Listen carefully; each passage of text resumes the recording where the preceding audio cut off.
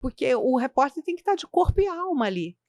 Você conseguiu passar isso para ela. Isso, a partir dali, inclusive, eu dou curso, né? Eu faço treinamento de mídia para empresários, para empresas Palestra, e tudo. você dá também? Dou palestras, faço esse treinamento, é muito do que eu vivenciei. Você fala sobre a sua vida, sobre jornalismo? Uma coisa é, por exemplo, o Media Training. O Media Training, eu pego turmas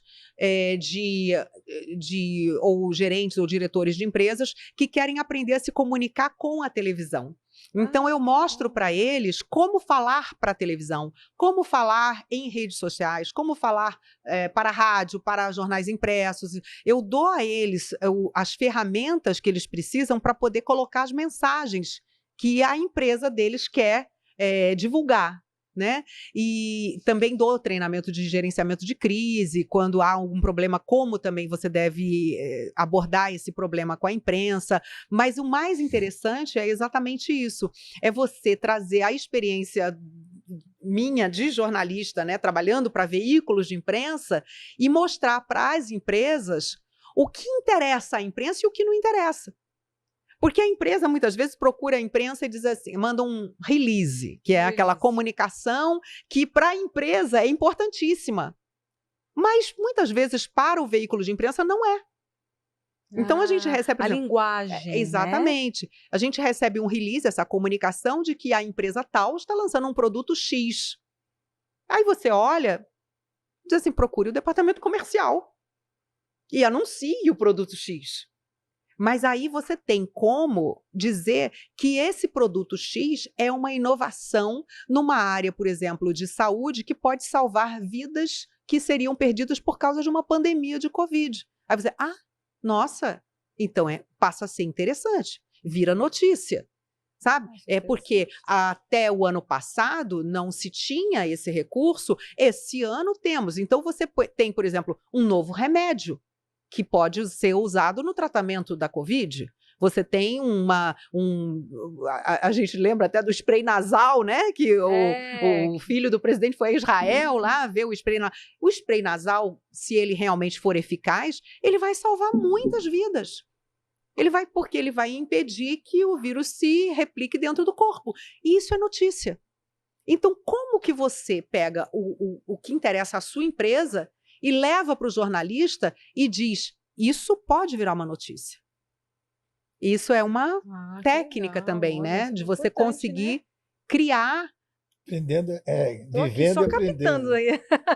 Exatamente. Então tem muita coisa que a gente pode ensinar para a empresa e que não é uma quebra de ética, entendeu? Eu não estou expondo segredos do jornalismo. Não, eu estou ajudando, inclusive, para ajudar os meus colegas jornalistas. Porque chega o médico para falar com a gente, só fala em termos médicos, ninguém entende nada. Então, para mim, que sou jornalista, eu fico extremamente frustrada porque eu não consigo levar a mensagem daquele médico para o meu público. E, no entanto, eu faço o treinamento com o médico e digo a ele como que ele tem que se comunicar para que todos os públicos o escutem e entendam o que ele está falando. E aí o médico passa a ser um médico popular como o Drauzio Varela, que todo mundo entende o que ele diz. Esse homem é maravilhoso. Maravilhoso, maravilhoso. Um comunicador, né?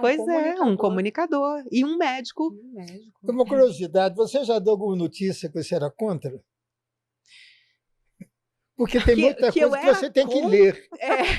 Né? Que eu era contra, assim, por exemplo, a abordagem, né? Porque notícia é fato, né? Não tem muito mas o negócio seja contra... Então, a própria escolha do que é e do que não é notícia é algo extremamente também, né, contestado, muitas vezes. Então, o que é notícia para mim pode não ser para você e vice-versa. Você pode dizer assim, como é que o Jornal da Carla não falou disso? Isso é tão importante. Porque numa ordem de prioridades, talvez para mim não fosse tão importante, não afetasse tanta gente. Então, eu também falo até sobre isso no meu treinamento, que notícia, para mim, é algo que impacta na vida de um grande número de pessoas. Impacta ou é útil, ou vai trazer emoção, vai trazer uma reação. Tem várias caracterizações de notícia. Para mim, pode não ser o mesmo que é útil para você e que impacta a sua vida. Então, a gente tem, quando faz um jornal, por exemplo, que tem um público muito grande, a gente tem que pensar em trazer notícias que interessem ao maior número de pessoas. E muitas vezes você não vai concordar com isso. A própria escolha da notícia, você não vai concordar. É isso que é complicado. Já aconteceu de, na hora, mudar? Assim, por exemplo, não vai entrar essa notícia, alguém, a edição... há coisas, por exemplo, que se eu, por exemplo, faço um jornal que é de economia e política, e num determinado momento aconteceu o lamentável, o horroroso caso Jairinho. Ah, tá. Por exemplo, entro no caso Jairinho ou não entro no caso Jairinho? Ah, você tem escolha?